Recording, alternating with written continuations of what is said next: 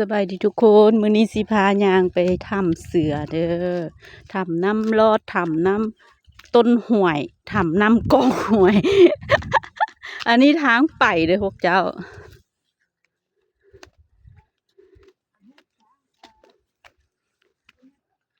ความงามพวกเจ้า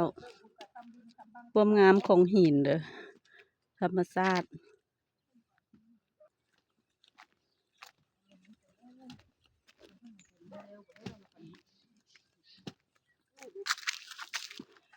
ผู้เกิดมาสร้างกุดนี่บักใหญ่ๆพวกเจ้า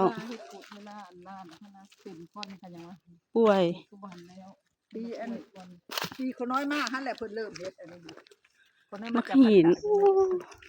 ภูเขาควายนี่งามทุกหม่องเลยพวกเจ้าอันนี้ทางไปพวกเจ้าอยากให้มาเห็นน้ำกันเด้พวกเจ้าเอ้ยฮู้สิบรรยายมาพาขึ้นภูแบบนี้นะพากลับมาจังไปเลาะเบิ่ง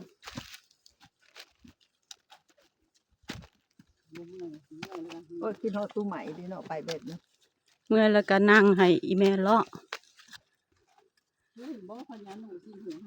อยู่ใส่พญาหนูพวกเจ้าสีหูหาตาหาก็เคยเห็นเลยนี่ใส่สีให้เบิ่งแด่เอามือซีผู้เกิดมาสั่งไว้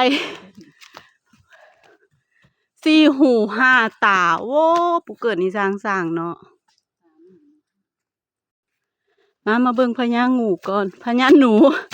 สีหูห้าตาพวกเจ้า1 2 3 4 5ตาอยู่ถึงหูมี4หู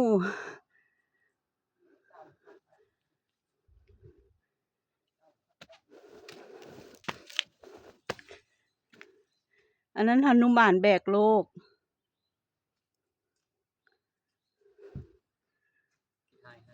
ทายให้แน่เต้มาฮอดแล้วเจ้าพระพิฆเนศกับพระแม่ลักษมีด้วยตลอดวันปีพระแม่ลักษมีบ่องค์นี้มีคำมีเงินหลายๆนี่หนุมานแบกโลกเจ้าไผบ่ได้เห็นก็เบิ่งคลิปนี้เด้อไผบ่เคยมาหั่นนะนี่ข่อยพาปีนภูปีนเขานี่2ตัวนี้พักพรละยังบ่ฮอดครึ่งทางเด้อนี่เด้อเจ้าเอ้ยมาชมสีมือลูกศิษย์ลูกหาเนี่ยพอเกิดก่อนก็น้อยบักกะตาเบาบักกะหลายเอากะตานักมา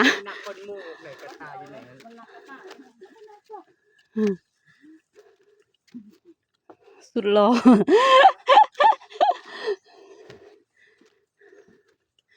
คลิปนี้ยาวหน่อยนึงเด้อคลิปนี้นะเฮ็ดคลิป1คลิป2คลิป3เด้อพวกเจ้าเดี๋ยวเบิ่งคลิปนี้แล้วกันกดปัดซ้ายปัดขวาไปเบิ่งคลิปต่อไปเด้อ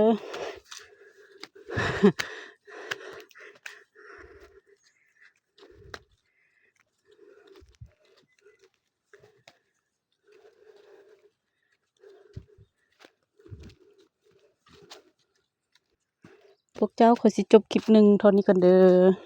เดี๋ยวต่อคลิป2ให้เบิ่งเด้อ